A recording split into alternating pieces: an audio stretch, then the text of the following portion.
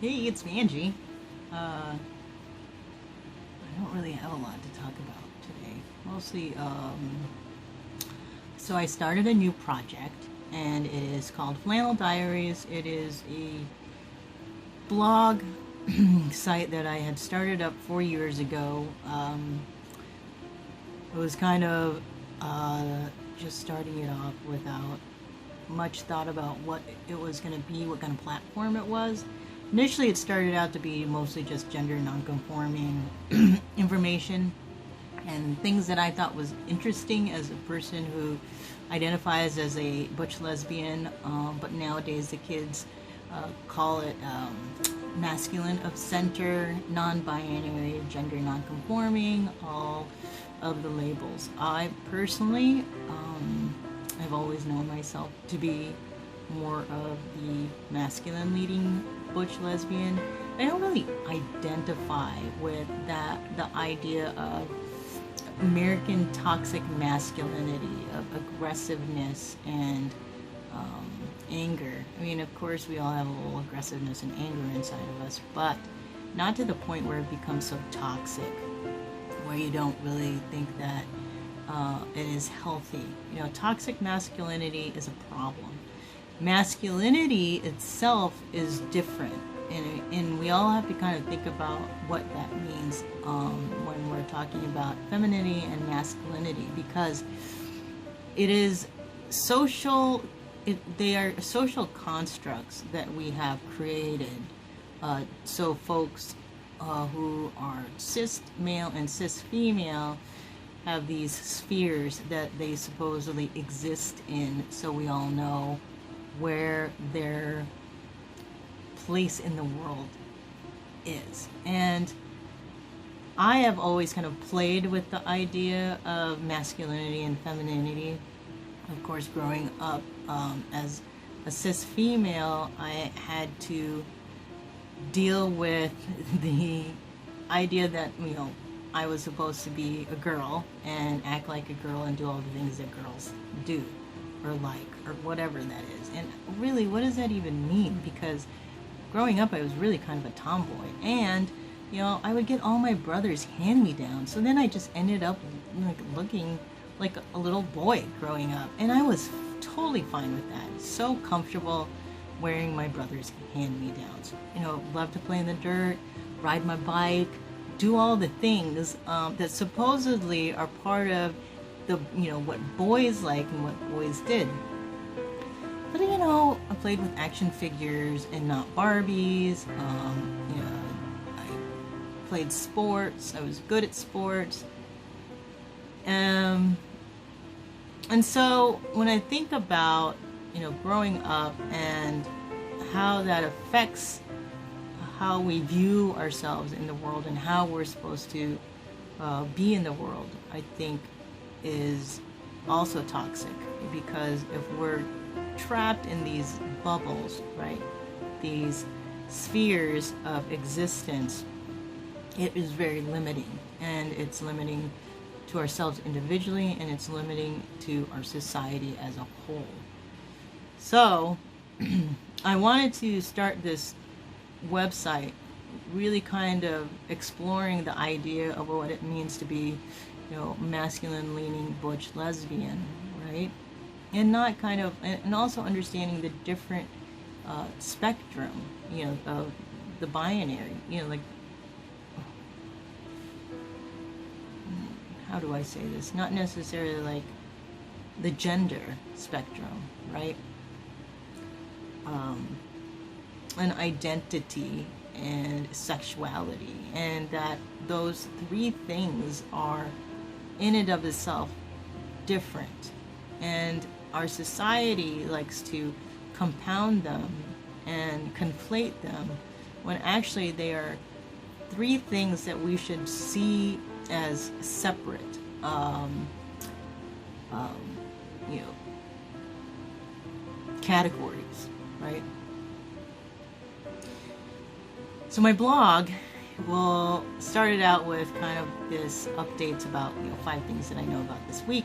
You know, it's like, what are you going to talk about, Angie? And really, I didn't really know. But, you know, 5 things that Angie learned in the week. And so that's what it started out in 2016. Now, what I have decided is that when I started the quarantine, I was going to post something every day, kind of about me and how I was doing in the quarantine, but also explored a lot about like what I experienced as a a brown butch lesbian, basically. That's how my friends like to categorize me. But also, I was doing a lot of self-reflection about myself, my identity, and how it has affected me, and who it's turned me into how it has affected me in a way that it's turned me into the person that I am today. And so I wrote, I don't know, about 2-3 months of it, I think, 60 entries. So what I've decided to do is post them now as a blog, and I had posted them on my Instagram with some pictures, and so now I'm moving them over to a blog with some photos, and also doing some editing and adding maybe a little more not changing it too much, but trying to make it more up to date, I guess. But looking, I think when we look back on the pandemic, I think it's going to be really important for us to see how we dealt with it. And I think we're all dealing with it differently. Surprisingly enough, I have fared fairly well through this whole pandemic, even though I was going through some really rough stuff at the beginning of the year. Getting over healing, not necessarily just getting over a breakup, but really trying to heal through the breakup. Being with my mother as she was dying, and then dealing with the grief after she passed away, coming back home to the United States, after being in the Philippines for 3 weeks, and then discovering as I was grieving that I also was going to lose my job at the end of the month. But you have so many different feelings at that time. It's like hard to know how you're supposed to process it, and in the time I was very numb. And so what happened was I was just kind of okay with everything, because really, what was I supposed to do? And then, of course, we went into quarantine in March, I think 14th for us here in Minnesota, for 2 months. And so as we were quarantining, I was also moving out of the place that I lived in with my ex, and that was hard but good. It was kind of cathartic, and it was good to kind of spend some time alone, since I had been with so many people for the last 3 weeks in the Philippines, and then coming back and people wanting to see me, but then really just needing some time alone to kind of process all the feelings that I was going through.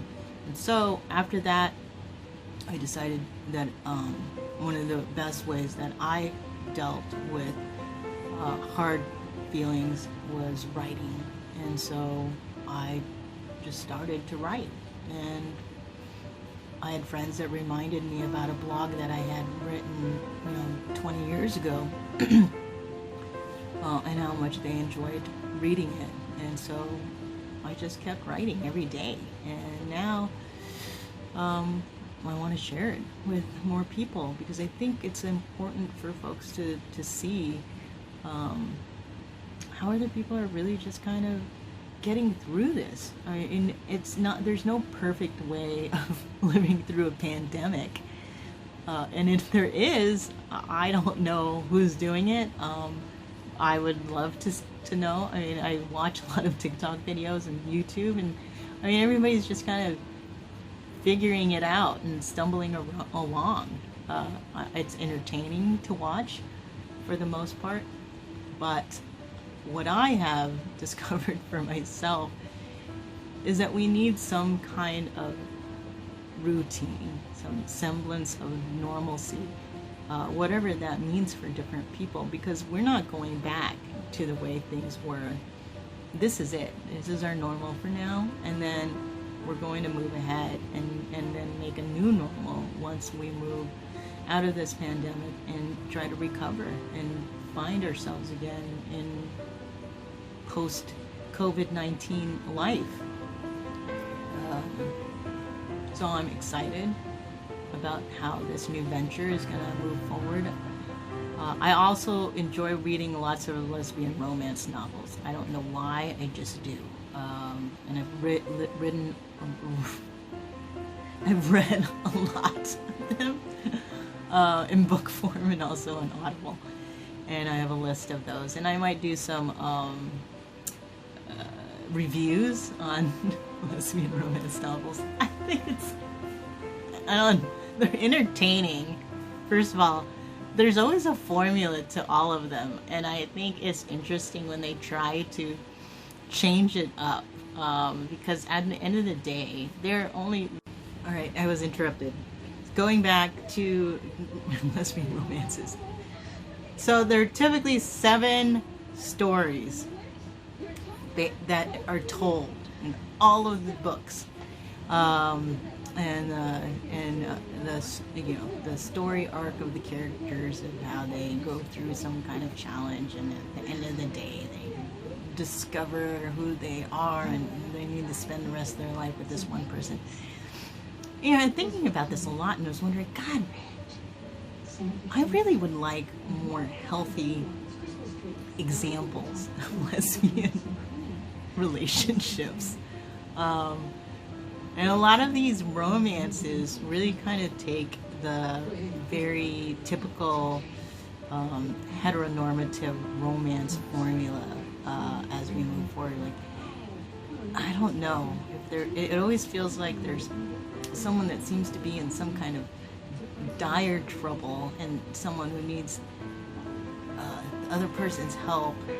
In some way, they find a way to like use each other to help each other out of some kind of situation, and then end up falling in love. Really? Anyway, so I would like, I think I read a lot of them because I'm trying to find maybe a different version of how 2 women should fall in love. Anyway, so that's my story, and I'm sticking to it. I hope you enjoy Flannel Diaries, and I'll talk to you soon. Alright, take care, stay safe, and be well.